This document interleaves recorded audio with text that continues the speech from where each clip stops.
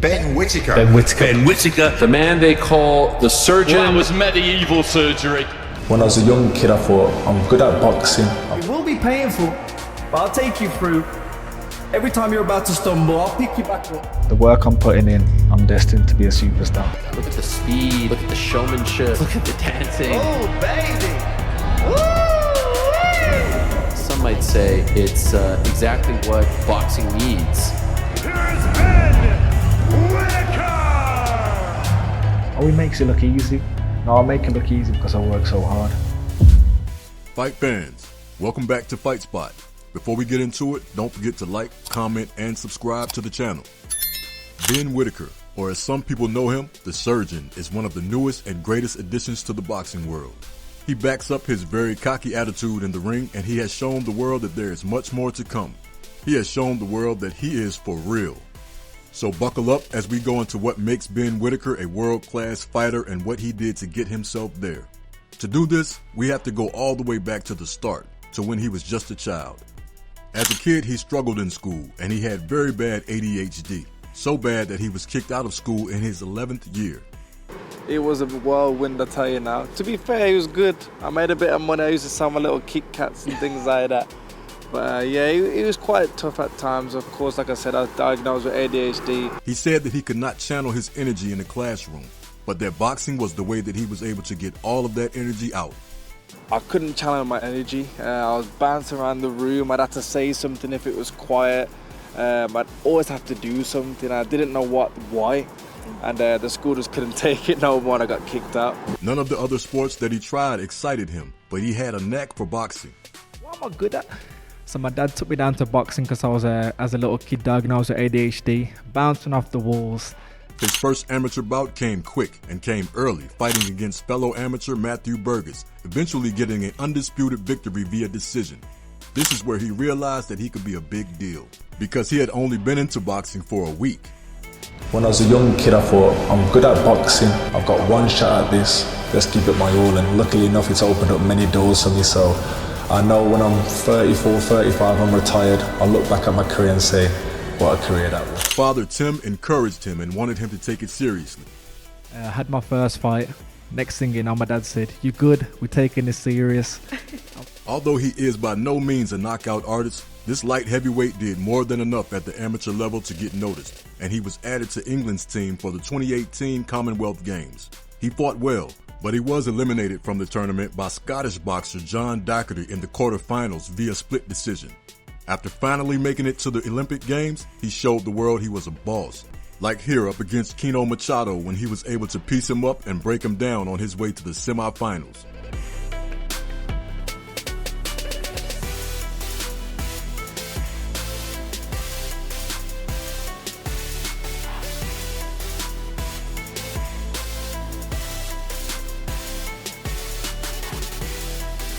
His flashy style, backed up by his clean moves, were what led him to a silver medal in the Olympics, which was able to get him up to the professional level.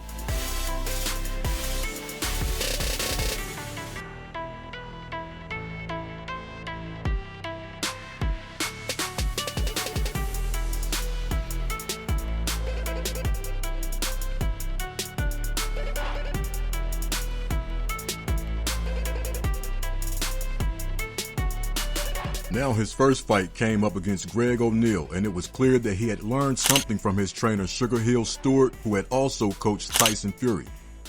He showed his cockiness very early on in the fight, picking up his opponent and talking while doing so. The question which came was whether or not he could walk the way he talked, and it was quickly answered. He was able to make O'Neill look silly, showcasing his mean right hand and putting O'Neill on the canvas early in the second round.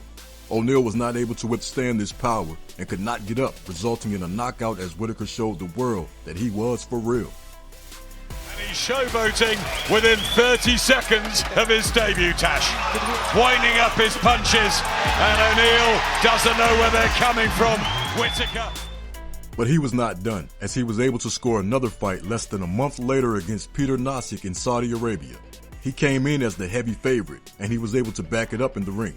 He walked him like a dog, baiting him into the jabs and hooks, ultimately demoralizing his opponent. His right hand was deadly, but it was still not enough to knock out his opponent. But by the time that it went to the judges' scorecards, he came up on top, securing a 2-0 record.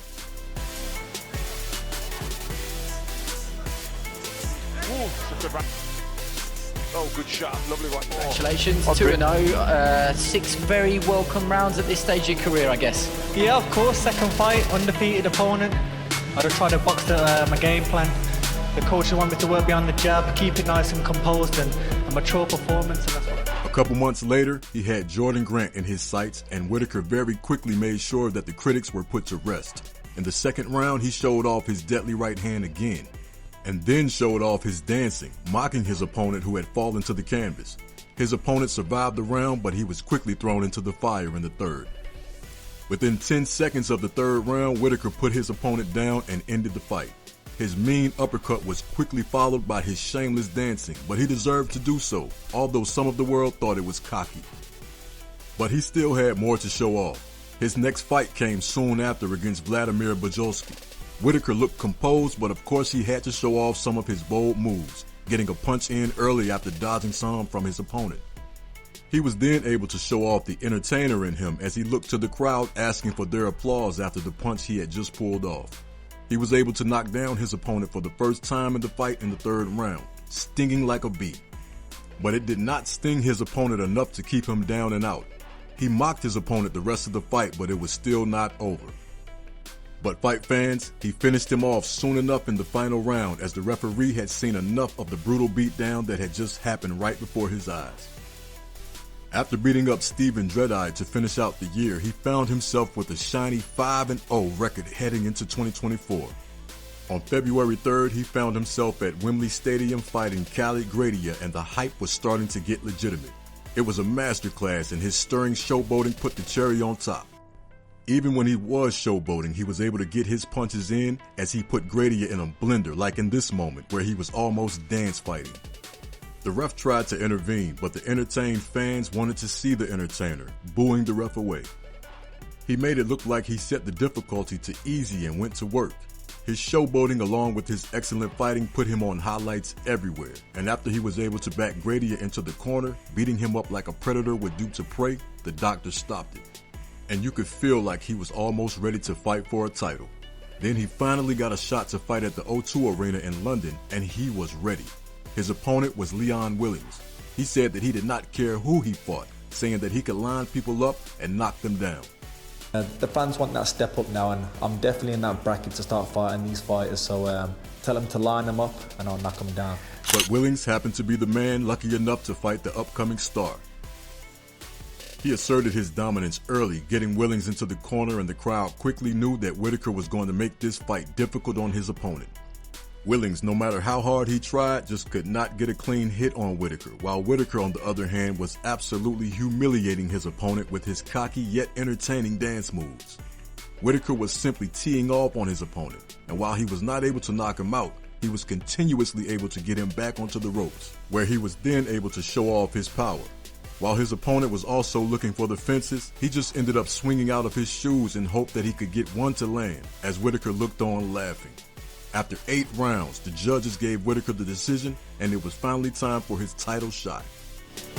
They just aren't durable. They can take shots, they can take punches, and having that mindset to keep to the game plan through those rounds, that's where the experience comes. So little things like that. He was scheduled to fight up against fellow undefeated light heavyweight Ewaritse Ezra Arinyika, and from the moment the two faced off, it was clear that there were going to be fireworks. When you tying your boots, when you're putting your shorts on, it's going to get scarier and scarier and scarier. After Whittaker put his hand on Arinyika's neck, hoping to give him the news that it was going to be a rough fight for him. It was a 10-round bout, the longest a Whittaker fight had ever been scheduled for, so there were some doubters, but he was able to easily silence the doubters when the two stepped into the ring. He took to his nickname, the Surgeon, well, surgically piercing up his opponent and making him look silly, getting clean punch after clean punch to land. Whittaker's speed proved to be too much for this opponent as well, because there were no time to take a breath or try for a counterattack without the threat of a vicious knockdown looming, or even a knockout. This made it easy for Whittaker to go to work, as his flurries of punches came often and accurately. His cocky attitude almost got himself into some trouble as he pretended to act as a doctor or a coach of some sort to Wembley, who responded with an attempted headbutt. After this moment, it just seemed like Whittaker had driven his opponent mad and that his mind games had worked, as Wembley was never able to get back into the fight in a real way. He was never able to knock out Wembley, but he tried, showing off his speed one last time at the last 20 seconds, putting some hurt on the African boxer. Whittaker won an easy decision and won his first belt of his young career. His playful and borderline disrespectful showboating has made Whittaker unique and has put him at the top of some highlight reels, but he is still young. Anything can happen. So as he grows, expect some more belt and some more cheeky moments from the surgeon. So fight fans, that's all for this one. Be sure to like, comment, and subscribe, and we will see you in the next one.